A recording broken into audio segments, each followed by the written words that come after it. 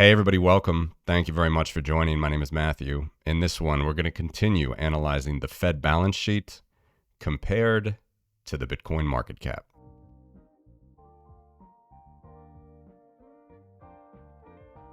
So here we go again. 108 years of Fed history. We have Bitcoin here layered in front of it. If you want to see the first video I made last week comparing these two things, I recommend you check out the immediately preceding video to this. What I want to do here is let's go a little bit more detailed into what we see here. The explosion of the Fed balance sheet, which is basically, this is basically the money supply that compares to Bitcoin. It's not exactly, I made all the disclaimers in the last video. This is total assets of the Fed balance sheet here, which almost reached 9 trillion in 2022. And then we have the Bitcoin market cap here. So the reason, again, is that this is base money. The Fed's balance sheet is literally the base money of the dollar. Yes, the base money is on the liability side. This is total assets, but it's very, very close, typically. And the Bitcoin market cap, in dollar terms, represents the dollar valuation of the Bitcoin system, which is also base money. Just like gold, just like silver, Bitcoin is basic money. So we don't compare it to M1, M2, M3. You can do those things if you want, and I've done that before as well, but that's not economically analogous, legally, accounting-wise. Those things are all just different beasts entirely. This is base money. This is why we make this comparison. And we will continue to flesh this out further beyond just the dollar. We'll look at the euro, the yen, the yuan, 50 other currencies as well. As I've done before, we'll continue to do that. Base money, that's how you compare Bitcoin with the fiat monetary system. All right, so all I want to show you today is, let's just run a percentage on these numbers to see exactly how big or small Bitcoin's market cap was compared to the Fed balance sheet at any given time. So here's that. Okay. Looks very similar to the Bitcoin price. As you can see, two big peaks here in 2021, big peak in 2017, also a big peak in 2019, a little bit bigger than the actual price itself because the Fed was trying to reduce its balance sheet during this time. Typically, it looks like the Bitcoin price chart, but it's a little bit different, right? Because the numerator is indeed the Bitcoin market cap, but the denominator is the Fed balance sheet. That's how you get this percentage. The more interesting, more important factor to do will be to add, as you know I like to do, a trend line, okay? So what I'm going to do is I'm going to add a power curve. As usual, Bitcoin typically fits the power regressions, not linear, not logarithmic, not exponential as most markets, but power. You can find the coefficients to draw this curve in the show notes, and I'm going to run that right now in a dotted line. All right. Now, the beauty of this is it's going to allow us to predict out into the future. And again, prediction is a loose statistical term there. Neither I nor you nor anyone knows what will happen tomorrow. But this is how we can do it based on historical data. I'm also going to put the right axis now on log scale, just the right axis. It's going to help us a little bit more. We can see how small, rounding to 0% here, Bitcoin was as a portion of the balance sheet, both the trend line and the percentage itself. Only did we round to 0.1% in 2013, during the big 2013 boom, over $1,200 per BTC. Then we had the crypto winter, then 2017, 2019, that little bit of a bump more than price itself because the Fed was lowering their balance sheet at the time before the repo spike, then COVID. Then Bitcoin and the Fed balance sheet went up. As a percentage, Bitcoin continued to grow higher, faster.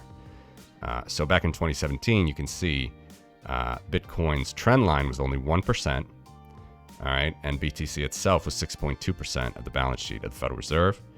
In 2021, the first spike in March, 12.7%. Second spike, 13%. We can zoom in a little bit here and make it easier on ourselves. Actually, the first spike might have been higher, 15.1%. 14.5%. First spike was higher, interestingly, for Bitcoin because the Fed, of course, was still continuing to increase the balance sheet on that way close to $9 trillion. So that's part of the reason.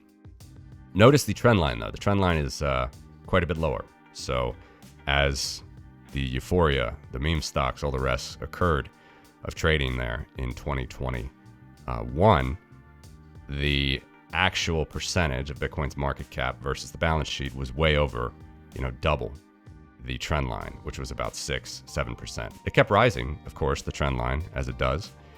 And how does it rise? Okay, let's look at this now. Let's zoom in till the end of 2030, as I like to do. How is this relationship, the dotted line compared to the black solid line? How good of a fit is it? Well, it's 95% R squared. That's pretty good. That's pretty good. Remember, all that means simply is that the trend line, all right, the dotted line, is a better fit to the black line than the mean. Okay? And how much better? Actually, 95% better, meaning the black line, the solid black line, moves around the dotted black line with 95% less variance than how it would move around the mean. That's how you interpret R squared. And we can see that we're indeed well under trend now, even though Bitcoin's having a little bit of a pump and the Fed balance sheet is generally going down compared to a year ago. Remember, a year ago it was close to almost $9 trillion. Now, let's zoom in, make it easier on ourselves. Now, after the SVB saga, it's back up to a little under $8.6 trillion. So it's roughly down $400 billion in the last year. And Bitcoin is also up from the last few months, but still, nonetheless, it's lower. It's lower than it was in 2021 and 2022. It is only 6.5% of the Fed balance sheet, $560 billion Bitcoin market cap, 6.5%, where trend at this point, trend should be 16.9%. Okay, so interesting interpretation right there about where we are and where we could be. Now, let's go out for the last part of this video. Let's just use the trend line as we can. We can predict it out. Again, the actual percentage, the actual Bitcoin penetration of the Fed balance sheet value could be much above trend. It could be much below trend as it is today. But nonetheless, the trend with a 95% R squared is a pretty good fit to show us where it could be in the future. So let's just move it out. All right, so we're at 17% today.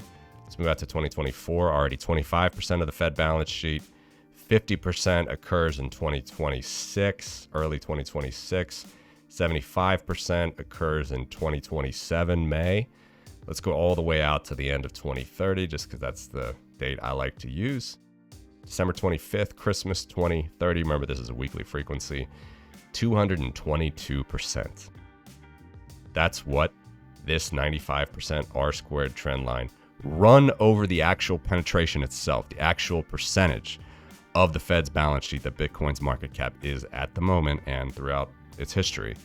That's how you draw this trend line. It's a trend line on the percentile.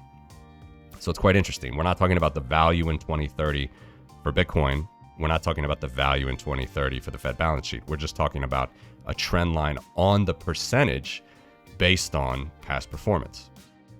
So it's pretty interesting that it is 222%. And I'm going to help you, dear viewer. I'll put two links in the show notes. One for when I did draw trend lines on the Fed balance sheet and on the Bitcoin market cap in prior videos. I'll put both of those links in the show notes. And you can then compare the actual numbers to this percentage. And as I do, I like to be as helpful as I can. I'll spoil it a little bit for you. It's a little bit different. Interestingly, it's a little bit different. So if you took the most extreme trend line that we did in our last video, which was starting in 2007 for the Fed balance sheet, it predicted by 2030 a $20 trillion Fed balance sheet. If we stay on the trend that started in 2008 basically until now, you get roughly a $20 trillion balance sheet by the Fed in 2030. And by the way, that was an exponential trend line. Very important to keep in mind. That was an exponential trend line because that was a better goodness of fit than power or logarithmic or linear. So that was an exponential trend line for the Fed balance sheet. But for the Bitcoin market cap, as usual with Bitcoin, the power trend line was a better goodness of fit. And what did the power trend line say of the Bitcoin market cap in 2030? About $19 trillion.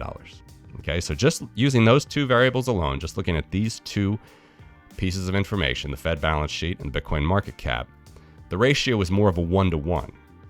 But those were also different trend lines. Those were different, little bit different analysis than this analysis. This analysis is just very simply this percentile around this trend line, the black solid line moving around the dotted black line. It still fits a power curve, as Bitcoin does, which is different than most markets. Most markets, stocks, bonds, they're exponential curves, like the Fed balance sheet itself. A much better fitting curve for the Fed balance sheet, as I encourage you to take a look at the prior videos if you haven't seen them, is an exponential trend. But for Bitcoin, it's a power trend. So we see, interestingly, when we compare the two, the Fed balance sheet and Bitcoin, Bitcoin takes over still.